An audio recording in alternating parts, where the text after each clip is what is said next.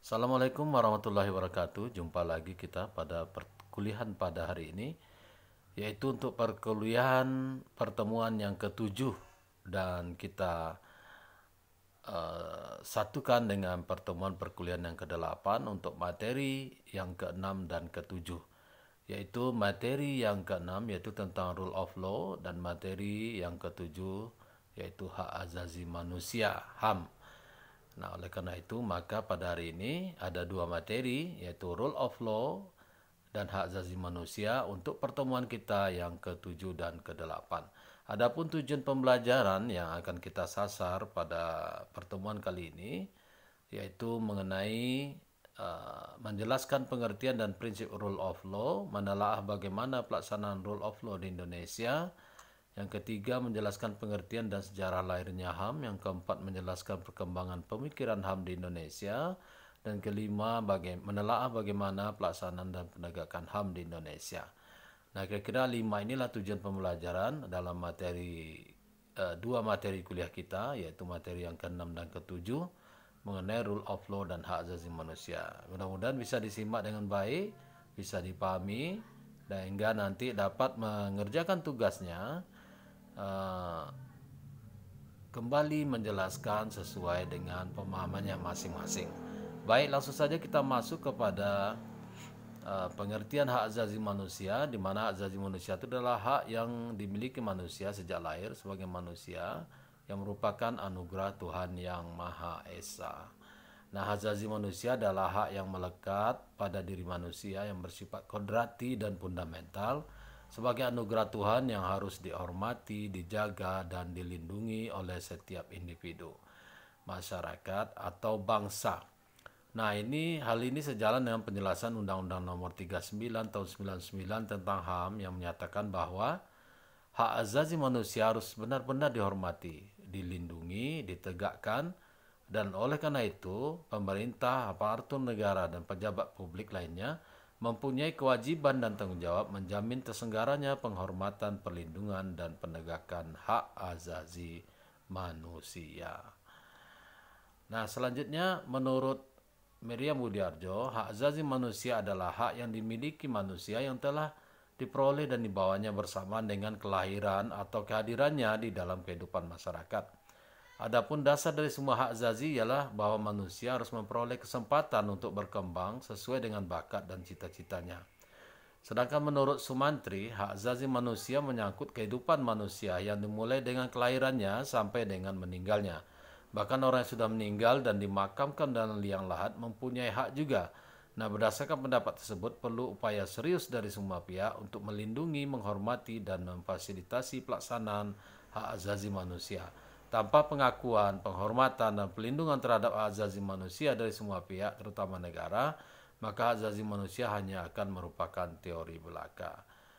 Nah, dalam Undang-Undang 39 tahun 99 tentang HAM disebutkan bahwa HAM adalah seperangkat hak yang melekat pada hakikat dan keberadaan manusia sebagai makhluk Tuhan dan merupakan anugerahnya yang wajib dihormati, dijunjung tinggi, dan dilindungi oleh negara, hukum, pemerintah, dan setiap orang demi kehormatan serta pelindungan harkat dan martabat manusia.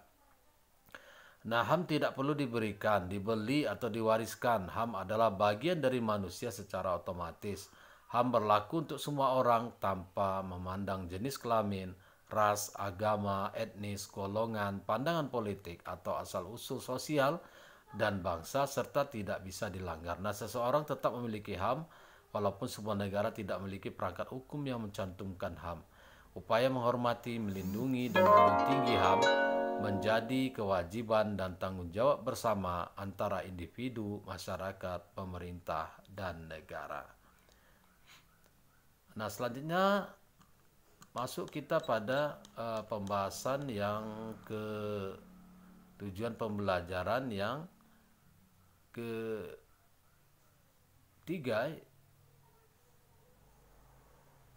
ya, mulai dari pengertian kita masuk kepada sejarah lahirnya HAM. Nah, sejarah perkembangan hak asasi manusia. Munculnya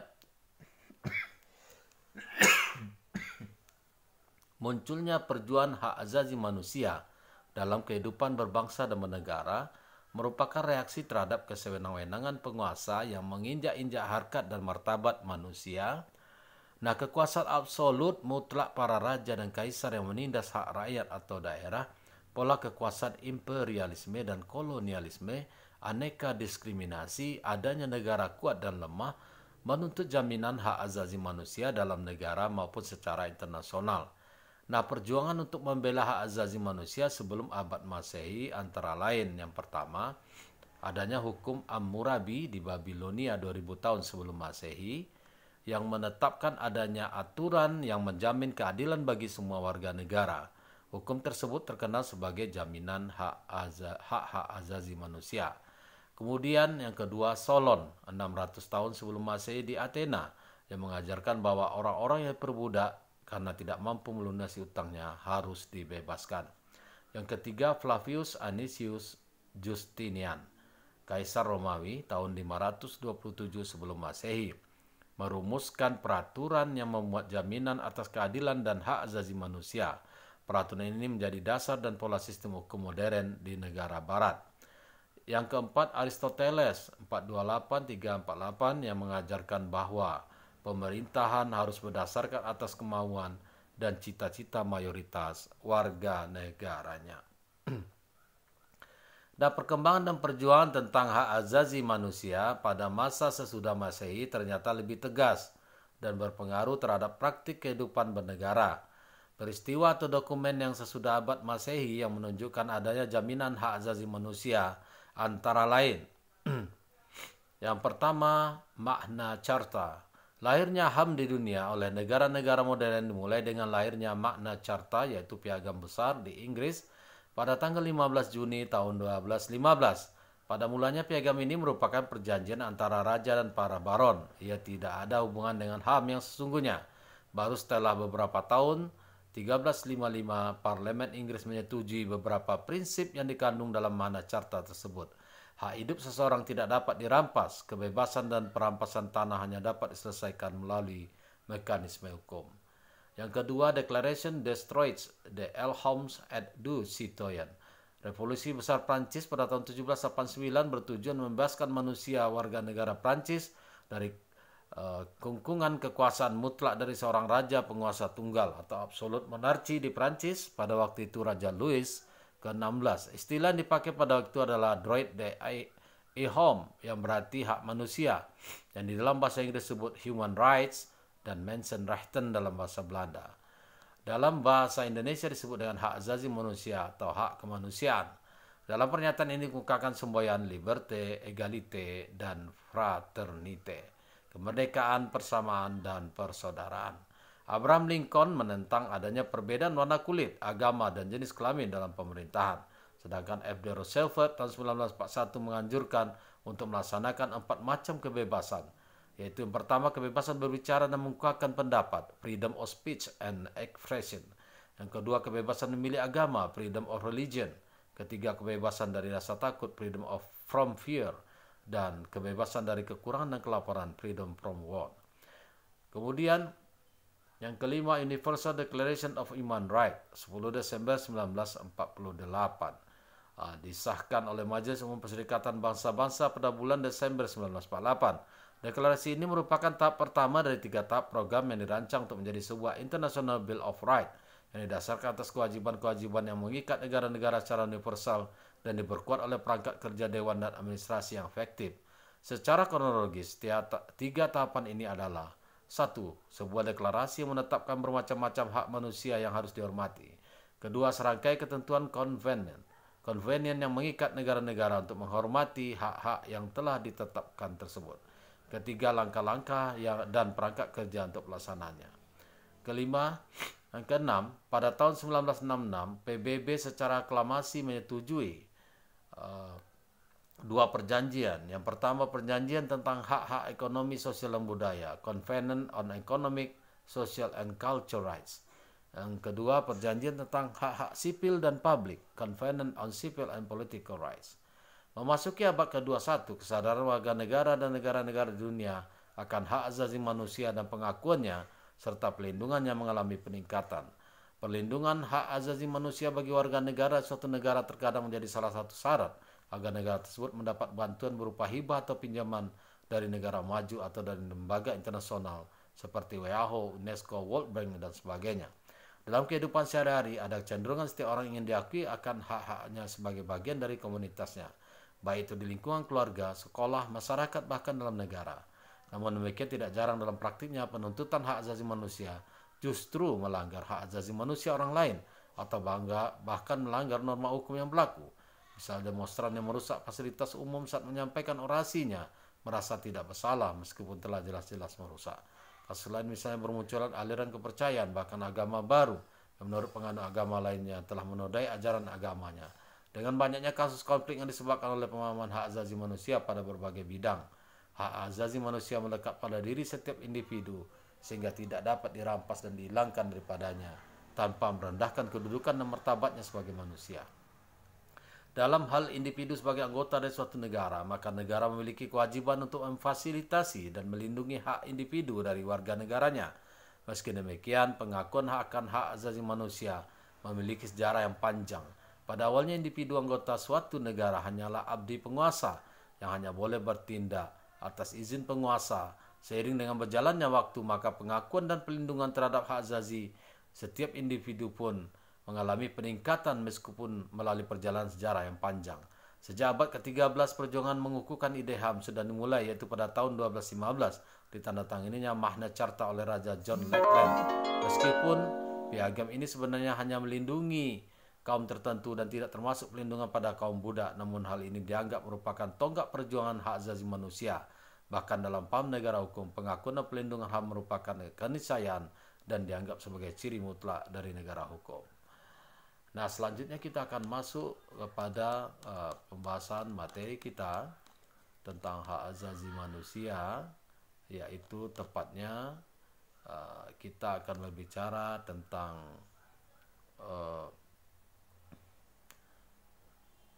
perkembangan pemikiran HAM di Indonesia ya. Jadi pada poin 4 ini kita akan bahas yaitu menjelaskan perkembangan pemikiran HAM di Indonesia. Nah, perkembangan pemikiran HAM di dunia ya maksudnya ya. Nah, perkembangan pemikiran HAM di dunia bermula dari beberapa pandangan meliputi Magna Carta, The American Declaration, The French Declaration, and The Four Freedom. Magna Carta adalah suatu dokumen yang ditandatangani antara Raja John dengan kaum aristokrat di Inggris tahun 1215. Magna Carta berisi pembatasan kekuasaan raja dan dapat dimintai pertanggungjawaban di depan hukum. Ini berarti Magna Carta telah menghilangkan hak absolutisme raja. Raja menciptakan hukum tapi tidak terikat pada hukum yang dibuatnya. Oleh karena itu, dengan adanya Magna Carta, maka adanya pembatasan kekuasaan raja dan dapat diminta pertanggungjawaban. Nah, perkembangan selanjutnya ditandai dengan naskah The American Declaration of Independence tahun 1776 di Amerika Serikat. Deklarasi ini berpandangan bahwa manusia telah merdeka sejak berada dalam kandungan sehingga tidak logis bila ketika lahir tidak memiliki hak-hak. Berikut The French Declaration Detroit de l'Homme et du Citoyen tahun 1789 ada satu naskah yang dicetuskan pada Revolusi Prancis. Naskah ini antara lain menyatakan badannya hak atas kebebasan hak milik, the right of property, kebebasan menganut keyakinan yang dikehendakinya, freedom of religion, hak warga negara untuk ikut dalam pembuatan perundang-undangan. Nah, pada abad ke-20 muncul pemikiran HAM yang lebih maju. Presiden Amerika Serikat Franklin Delano Roosevelt pada tahun 1941 merumuskan The Four Freedom, yaitu freedom of speech, kebebasan bicara dan menyatakan pendapat, freedom of religion, kebebasan beragama, freedom for fear, kebebasan dari ketakutan, dan freedom from want, kebebasan dari kemiskinan. Selesai Perang Dunia Kedua, timbul keinginan untuk merumuskan hak asasi yang diakui di seluruh dunia sebagai standar bagi perilaku manusia secara universal. Tahun 1948 lahirlah Universal Declaration of Human Rights, yaitu pernyataan deklarasi hak asasi manusia sedunia oleh PBB. Deklarasi ini tidak mengikat negara-negara PBB secara yuridis, tapi ini adalah pedoman sekaligus komitmen moral dari dunia internasional dan juga acuan tentang hak asasi oleh negara-negara PBB.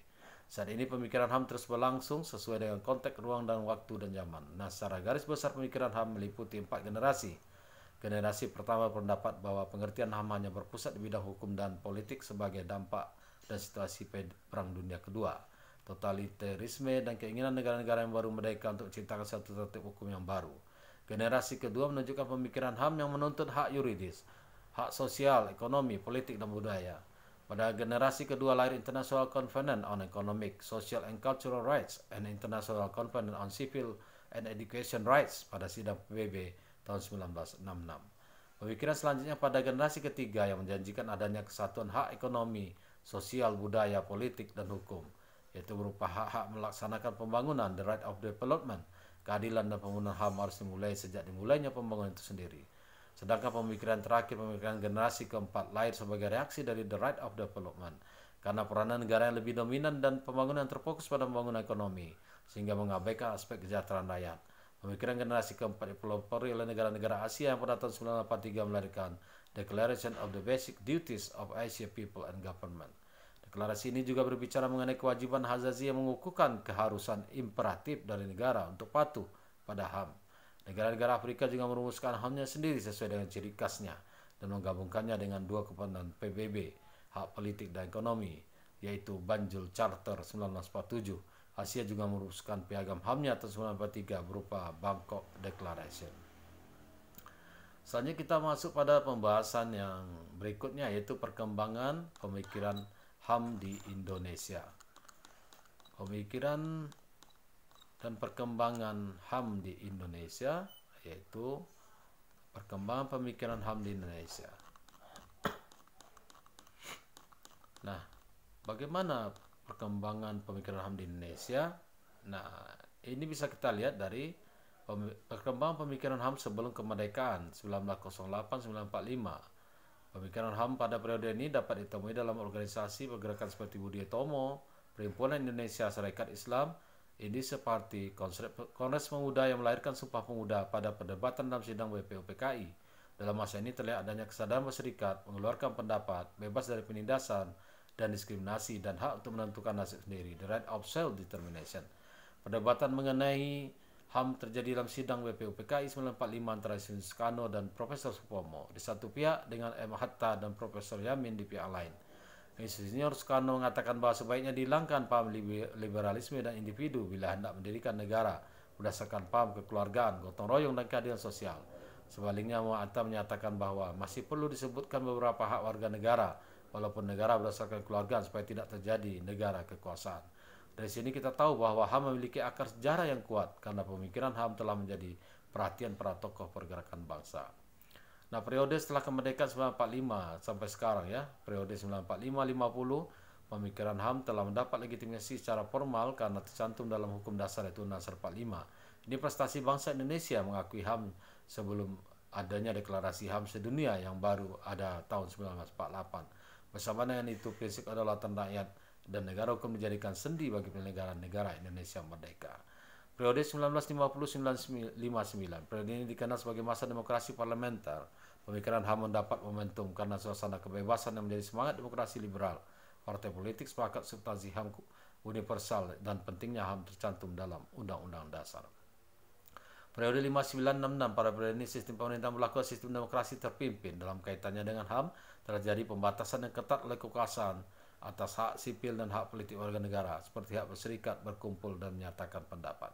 Periode 66 sampai sekarang, pada awal periode ini diadakan seminar tentang HAM tahun 67 yang merekomendasikan gagasan tentang perlunya pembentukan dan pengadilan HAM untuk wilayah Asia. Pada awal 70 sampai periode akhir 80-an, pemikiran HAM mengalami kemunduran karena pemikiran elit politik yang menolak HAM dengan alasan HAM adalah produk barat yang individualistik. Di sisi lain, pemikiran HAM terus mendapat perhatian di masyarakat. LSM dan akademisi hingga beroleh hasil berubahnya sikap pemerintah menjadi lebih akomodatif dengan dibentuknya Lembaga Komisi Nasional Hak Asasi Manusia pada tahun 1993. Setelah 1998, pemikiran HAM sangat maju. Pemerintah memuat pasal khusus mengenai HAM dalam Undang-Undang 45 amandemen. Selanjutnya dibuat peraturan-peraturan berkaitan dengan HAM yang meratifikasi berbagai konvensi internasional yang berkaitan dengan HAM seperti Konvensi Penghapusan Segala Bentuk Diskriminasi Rasial, Konvensi tentang Penghapusan Kerja Paksa, diskriminasi dalam pekerjaan dan jabatan, dan lain-lain. Pendapat tersebut didukung oleh amanat Undang-Undang 45 khususnya pasal 28A sampai 28J tentang MPR nomor 16 MPR 98 tentang HAM, Undang-Undang 39 tentang HAM, Undang-Undang nomor 26 tahun 2000 tentang pengadilan HAM, dan Kepres nomor 3 tahun 2001 tentang pengadilan HAM. Dengan demikian teranglah bahwa pasca reformasi banyak sekali kemajuan pelaksanaan dan pelindungan HAM di Indonesia. Namun demikian pelanggaran dan penderitaan akibat pelanggaran HAM bukan berarti benar-benar tidak ada.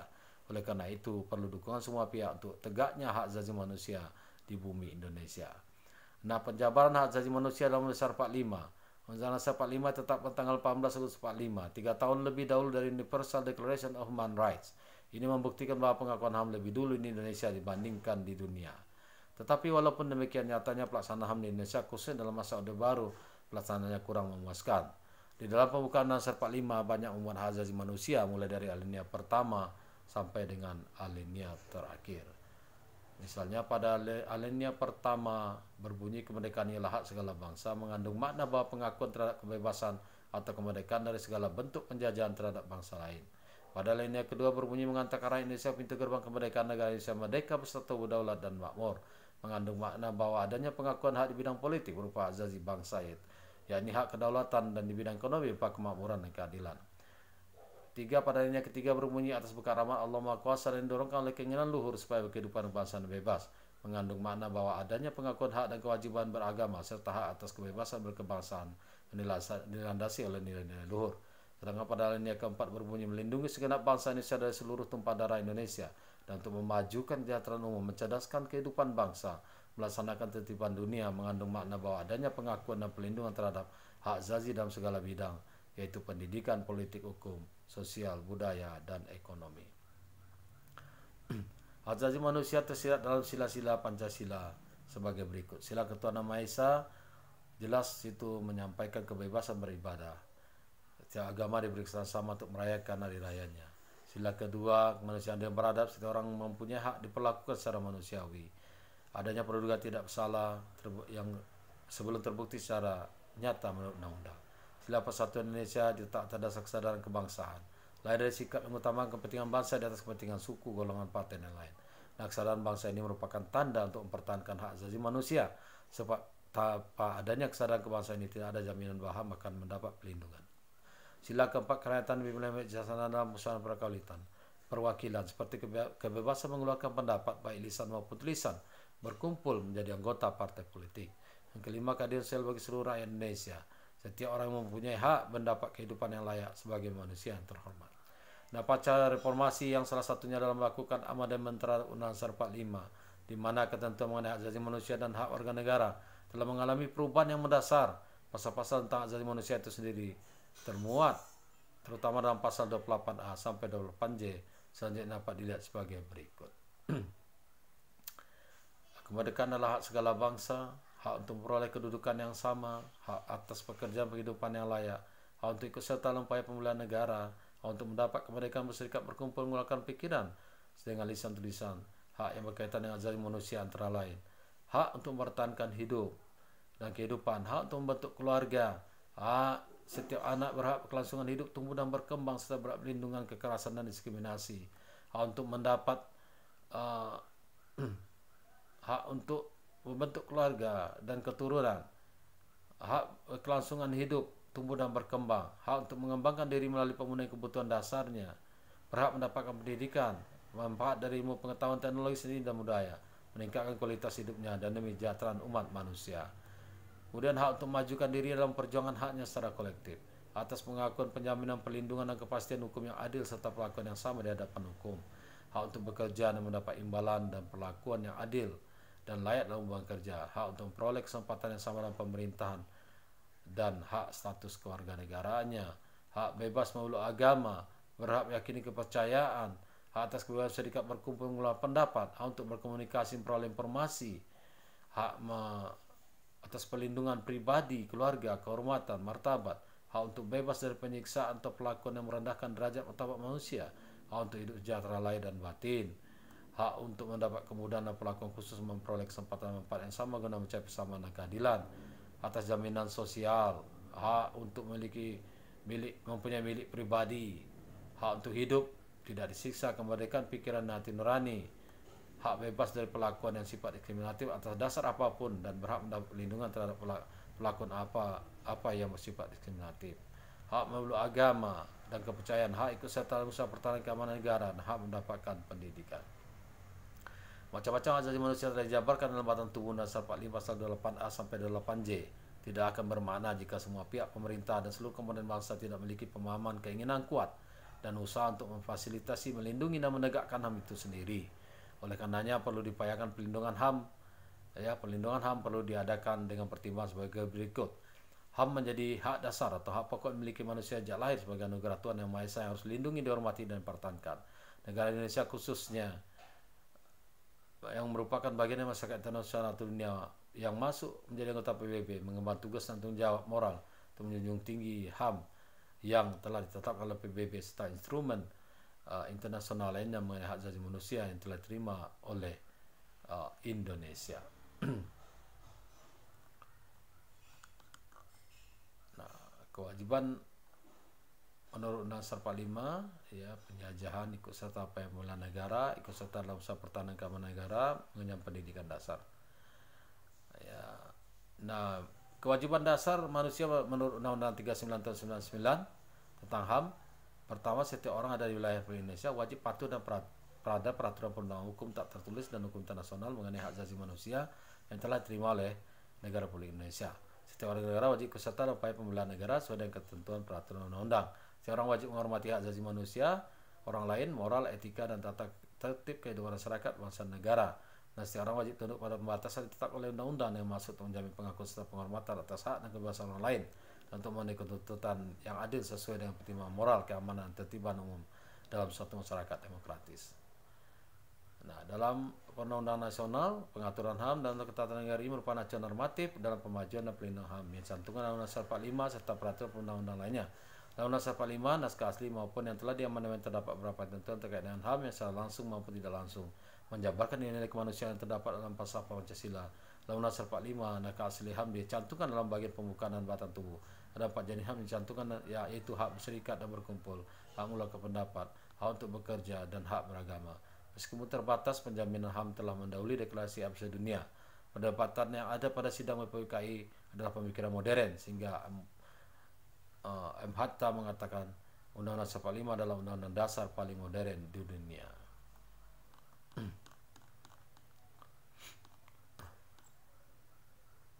Nah, pengadilan HAM dilakukan untuk mengadili pelanggaran HAM. Pelanggaran HAM, pengadilan HAM dibentuk berdasarkan Undang-Undang Nomor 26 Tahun 2000 tentang Pengadilan HAM.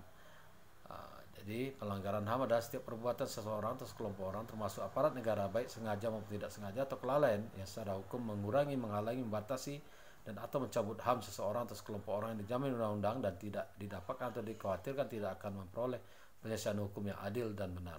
Berdasarkan mekanisme hukum yang berlaku, berarti pelanggaran HAM adalah pelanggaran kemanusiaan yang dilakukan individu maupun negara tanpa dasar hukum dan nasional.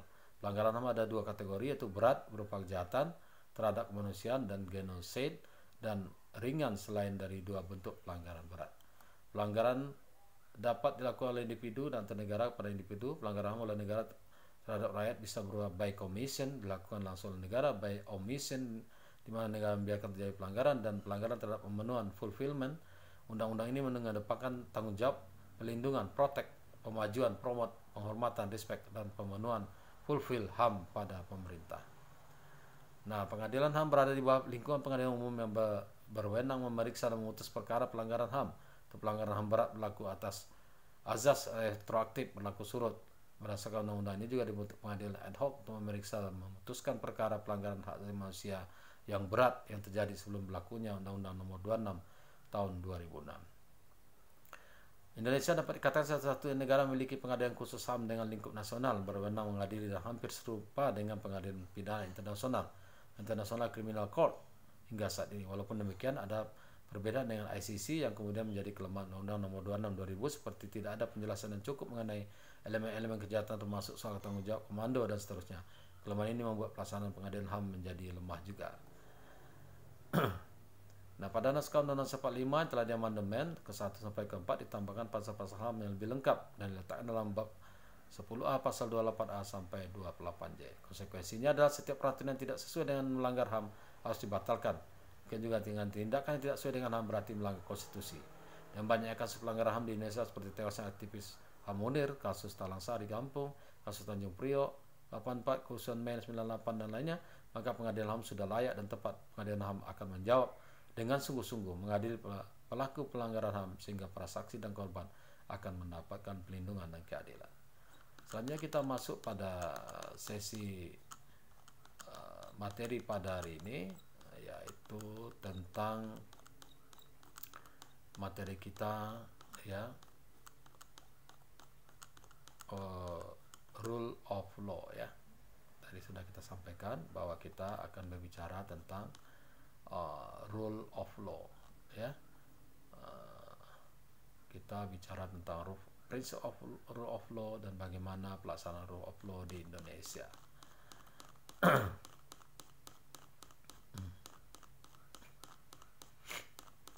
Baik, kita bicara tentang rule of law.